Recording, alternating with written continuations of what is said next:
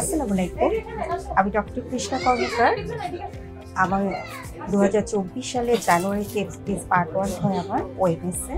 আমি 2023 সালে জানুয়ারিতে প্রথম অ্যাটেম্প নিই এফসপিএস এর জন্য, কিন্তু আমার হয়নি। তারপর আমি জুলাই ভর্তি হই এক্সাম অনলাইন ব্যাচে এডুরেন্টে। তারপর সবগুলো শিট কালেক্ট করি, সবগুলো বই, এসবিএ পাল, ডাইজেস্ট, ডেন্টিস্টের সবগুলো কালেক্ট করে আমি পড়াশোনা শুরু করি এবং নিয়মিত এক্সামগুলো দেওয়া শুরু করি।